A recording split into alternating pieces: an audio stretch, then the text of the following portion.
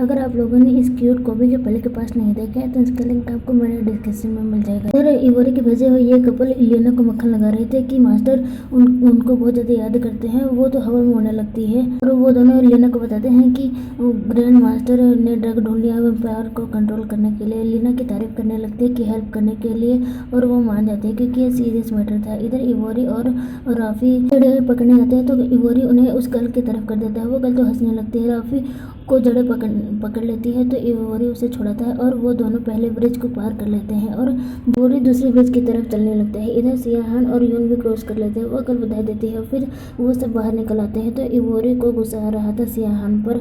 सियाहान से वो कहता है तुम्हें अभी पे भी करना है जो तुमने सी के साथ किया। सियाहान कहता है सी का ब्लड तो बहुत ज़्यादा डिलीशियस है। ये सुन के इवोरी उसे मारता है तो वो सीधे जाके गिरता है। वो गर्ल कहती है दूसरे गेम में तुम दोनों एक दूसरे से लड़ो, और इवोरी सी के क्लोज आने से वार्न करता है। इवोरी को कुछ अजीब लगता है तो वो राफी को चेक करने के लिए कहता है। इधर वो गर्ल वो ड्रग फैला देती है ग्रैंडफादर वाला। राफी दूर से तो उसे कुछ नहीं होता और वो इवोरी को देखती है तो शौक हो जाती है क्योंकि वो बहुत ज़्यादा वीक हो गया था। इवोरी को देख के वो रोने लगती है। इवोरी इल्यूजन देख रहा था जिसमें उसे मिले सी आती है और उससे उसकी केयर करती है और उसे प्यार से किस करती है। इधर सियाहान भी इल्यूजन देख रहा था जिसमें सी थी और बेबी बर्ड को खिला रही थी, और सियाहान से उस बर्ड को ऊपर रखने के लिए कहती है क्योंकि वो उड़ नहीं पा रहा था। वो रखता है तो सी कहती है उसे पकड़ के कि मैं हमेशा तुम्हारे साथ रहना चाहती हूँ यहाँ। तभी वहाँ कमांडर आता है। ये सब ग्रैंडफादर की प्लानिंग थी। कमांडर उस गर्ल से दोनों को संभालने के लिए कहता है। इल्यूजन में इवोरी सी को प्रपोज करता है शादी के लिए। सी कहती है सी मैं तुमसे शादी करूँगी। इवोरी समझ आता है कि ये उसकी सी नहीं है क्योंकि सी को तो पता ही नहीं है कि इवोरी का रियल नेम सीयू है, और वो इल्यूजन से बाहर आ जाता है और देखता है कि कमांडर ने तीनों को चैन से बांधा हुआ था। वो खुद को छुड़ाता है, फिर राफी को छुड़ाता है, और इधर सियाहान के इल्यूजन में सी गायब हो जाती है और तभी उसके पास एक हेड आता है और सियाहान को प्रपोज करने लगता है कि इवोरी को मार दो तो सी तुम्हारी हो जाएगी। बार बार वो यही कह रहा था। ये इल्यूजन कमांडर ही क्रिएट कर रहा था और अब सियाहान उसके कंट्रोल में था और वो इवोरी को मारने के लिए कहता है तो सियाहान इवोरी पर अटैक करने लगता है। इवोरी गुस्से में उसे ऐसा मारता है कि वो सीधा दूर जाके गिरता है और वीक हो जाता है, लेकिन उसे उठा के अपने पावर देता है तो वो ठीक हो जाता है और सियाहान अपने होश में आ जाता है। कमांडर और वो गर्ल भाग जाते हैं। इवोरी तो फिर उस पर अटैक करने वाला था तो सियाहान कहता है सब करने का टाइम नहीं, ग्रैंडफादर ने वो ड्रग ढूंढ लिया, वो वैम्पायर के पूरे क्लैन को कंट्रोल करेंगे। और वो दोनों साथ में हाथ मिला लेते हैं ग्रैंडफादर को लेसन सिखाने के लिए। इधर पूछते हैं हम ये सब अजीब लग रहा है और यहाँ के लोग भी, हम यहाँ क्यों आए। तो ली कहता है मुझ में किसी से बात करने की हिम्मत नहीं है। ये फैमिली एक जेड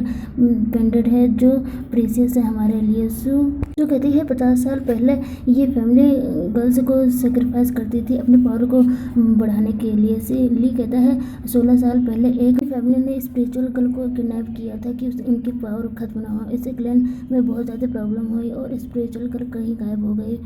लास्ट का सीन दिखाया जाता है। सब जगह आग लगा था।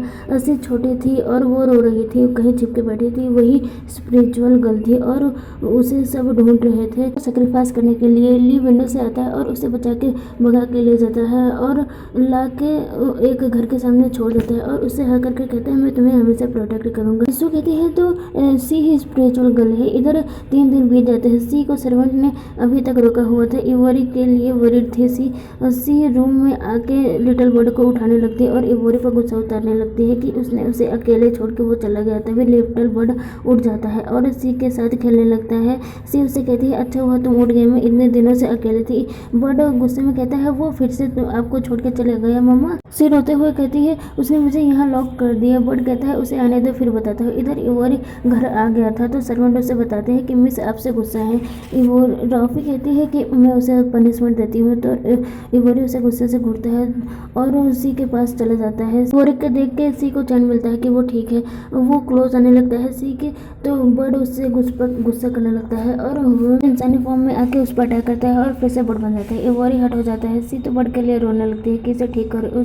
इवोरी उसे कहता है वो ठीक हो जाएगा, रेस्ट करने के बाद मैं हट हुआ हूँ और मुझे किस करो जिससे मैं ठीक हो जाएगा। सी उसे गाली देती है। इवोरी तो उसे किस कर लेता है और उसे कहता है देखो मैं ठीक हो गया, और उसे हक करके बताता है कि मैं बाहर तुम्हारे लिए बहुत खतरा है। मैं तुम्हें सच्चाई बता के के तुम्हें परेशान नहीं करना चाहता, उसे कुछ छुपाना नहीं चाहता, पर क्या करो। और क्यूट फेस बना के कहता है प्लीज मुझे माफ कर दो। सी उससे कहते हैं ऐसे ही नहीं करने वाली। तो इवोरी उसे हक करके कहता है ठीक है हम बीच पर घूमने चलेंगे। सी उसे कहती है मेरे साथ बर्ड भी जाएगा, बेबी बर्ड। फिर तीनों बीच पर आते हैं। इवोरी के रेसिडेंस के पीछे ही बीच था। इसी को अपने साथ चलने के लिए कहता है। लिटिल बर्ड गुस्से में आके कहता है मम्मा तुमसे गुस्से हैं तो वो तुम्हारे साथ नहीं जाएंगे। और इवोरी का तो दिल टूट जाता है और वो बेबी फेस बना के रोने लगता है।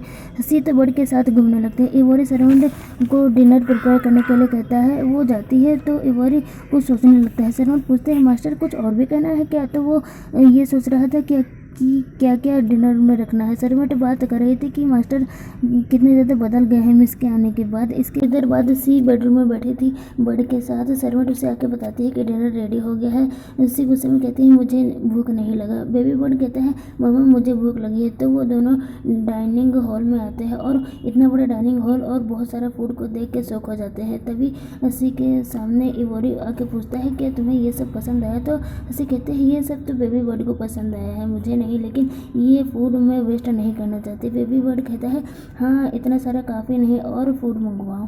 तो उसे घूर कर देखता है तो बर्ड सी से कहता है देखिए ये मुझे डरा रहा है। तो सी उसे घूर के देखती है तो वो क्यूट सा फेस बना लेता है। नाइट में सी बेबी बर्ड को सुला रही थी। इवोरी उसे बेड पर चढ़ने के लिए कहता है तो वो मना कर देती है। उसे रूम के बाहर निकलते हुए कहती है मैंने तुम्हें अभी भी माफ़ नहीं किया है और डोर को क्लोज कर लेती। इवोरी का डेविल रूप कहता है देखा उस इंसानी गर्ल ने तुम्हारे ही रूम से तुम्हें बाहर निकाल दिया। इवोरी कहता है उसमें मेरी ही गलती थी। डेविल उसे कैद करके कहता है जब तुम उठोगे तो तुम मुझे थैंक्स बोलोगे। इवोरी खुद को छुड़ा लेता है और उससे गुस्से में कहता है मेरी बॉडी है ये, तुम यहाँ रेस्ट करोगे, और उसे कैद कर देता है। सुबह सी डोर ओपन करती है तो इवोरी डोर पर ही सो रहा था। सी के ऊपर ही वो गिर जाता है। सी उससे कहती है तुम पूरी रात यहीं पर थे। तो वो कहता है मैं वरीड था कि कुछ हो ना जाए इसलिए मैं यहाँ था, चिंता मत करो। तो पिघल जाती है और इवोरी को हक करके सॉरी बोलती है। इधर ली ये पैलेस में था तभी उसका असिस्टेंट उससे मिलने आता है जिसका नाम यानजू था। वो बताता है कि जेड पेंडल वीक से वीक होता जा रहा है। ली कहता है ऐसे ही चलता रहा तो हमारा क्लैन खत्म हो जाएगा जल्दी। यानजू उससे पूछता है क्या लिटिल सिस्टर आपको मिली, उसके बारे में कुछ पता चला। सी के बारे में ही कह रहा था और वो अपने पास्ट के बारे में याद करने लगता है कि वो दोनों जब छोटे थे तो साथ में ही खेल रहे थे। एक दिन सब कुछ बिगड़ गया और सी को सेक्रीफाइस करने के लिए सब लोग ढूंढ रहे थे जो उसी को लेके एक जगह पर छुपाया हुआ था। ये अपने मॉम डैड के बारे में पूछती है लेकिन वो कहता है मैं मास्टर को बुला के लाता हूँ, वो हमें सेव करेंगे, तुम यहीं रुकना। सी रोते हुए उसे जाने से मना कर दी है। तो वो कहता है हमारा प्रॉब्लम्स याद रखना, मैं वापस लौट के ज़रूर आऊँगा। ली कहता है अगर वो यहाँ होती तो तुम्हारे साथ ही होती। ली उससे झूठ बोल रहा था और वो कहता है वो जहाँ भी गायब हो गए अच्छा ही है, कम से कम वो सेफ तो है। जो कहता है सी मैं तुम्हें ढूंढ के ही रहूँगा। ली सोचता है मैं तुम्हें कुछ भी नहीं बता सकता। इधर इवोरी सी को बीच पर लेके आया था और उसने सी के लिए एक बोट बनाया था। उसे वो दिखाता है और उससे माफ़ी मांगता है उसे उसकी फ्रीडम को छीनने के लिए। सी उसे हक करके कहती है मैं जानती हूँ तुमने ये सब मुझे प्रोटेक्ट करने के लिए किया, और दोनों के बीच पैचअप हो जाता है। और इसे पूछते हैं क्या तुम्हें पहले का कुछ याद आया। तो वो कहता है सिर्फ मुझे इतना याद आया कि मेरा नाम सीएसयू है, मुझे कुछ भी याद नहीं करना। सी उसे बताते हैं कि जब मैं तुमसे पहली बार मिली थी तो मैं डर गई थी, मैंने तुम्हारे शोल्डर पर स्टेप कर दिया था, मुझे माफ़ कर दो, मेरी वजह से ही इतना घाव है तुम्हारे शोल्डर पर। इवोरी कहता है अगर मुझे ये ना होता तो मुझे तुम्हारे साथ अच्छी मेमोरी कैसे मिलती। और उसे हक करके कहता है मुझे वो पेनफुल मेमोरी नहीं याद करनी। सी उससे कहते हैं मैं हमेशा तुम्हारे साथ रहूँगी। वो कहता है मैं हमेशा तुम्हारा ही रहूँगा, और वो दोनों किस करते हैं। इधर ये फैमिली के ओल्ड रेसिडेंस में दिखाया जाता है जहाँ ये ब्लू मैन सी को ढूंढ रहा था। इधर जब सी छोटी थी तब भी उसके पीछे पड़ा था और अभी भी। इवोरी फिशेस को पकड़ के सी को कैच करने के लिए कहता है तो वो कैसे नहीं कर पाती और फिश पानी में चली जाती है। वो उसे पकड़ने जाती है और पानी में गिर जाती है। इवोरी उस पर हंसने लगता है तो सी उसे भी पानी में गिरा देती है। इवोरी उसे दौड़ाने लगता है। फिर वो दोनों बीच पर लेटे थे। इवोरी सी को सनसेट दिखाने के लिए सी के बीचों बीच लेके जाता है। वो दोनों व्यू देख रहे थे। सी इवोरी के लिए एप्पल लेने जाती है तभी उसके हाथ पर मोर का टैटू जैसा बन जाता है और उसे पेन होने लगता है तो वो पानी में ही गिर जाती है।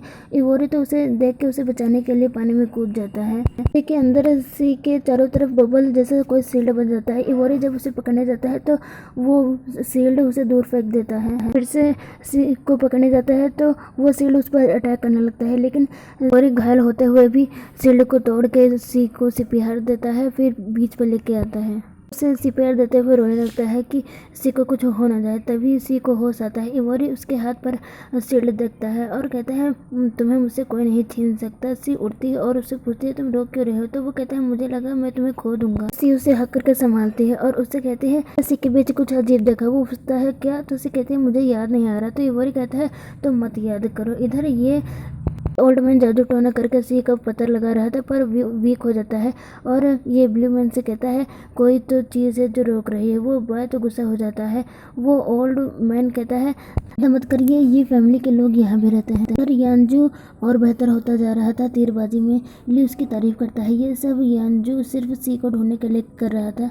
ली जानता था कि सी के लिए यहाँ बहुत ज़्यादा खतरा है, इसीलिए वो यहाँ सी को नहीं लाना चाहता था। फिर इवोरी सी को अपने गोद में उठा के अपने रेसिडेंस में लेके आता है और सी उसे नीचे उतारने के लिए कहती है तो वो कहता है नहीं, यहाँ डेंजर है, मैं नहीं उतारूंगा। तो वो दोनों इसी बात पर लड़ने लगते हैं। सी उसे कहती है मुझे भूख लगी, तो वो उसे नीचे उतार देता है और अपने पावर से बहुत सारे फिशेस को बाहर निकालता है। सी कहती है इतना करने की जरूरत नहीं थी। इवोरी सारी फिशेस को रोस्ट करके सी को देता जा रहा था। सी कहती है इतना काफी है, तो वो कहता है अभी कहाँ, नाइट हो जाती है। इवोरी सी को अभी तक फिश फीड करा रहा था। वो दोनों बेड के फ्यूचर की प्लानिंग कर रहे थे कि हम हैप्पीली लाइफ गुजारेंगे। इवोरी उससे अकेले बात करता जा रहा था और सी इधर सो गई थी। इधर ये ब्लू मैन ये फैमिली के रिलेटिव से मिलने आता है और ये सी को ढूंढने के लिए हेल्प मांगता है, तो वो मना कर देता है।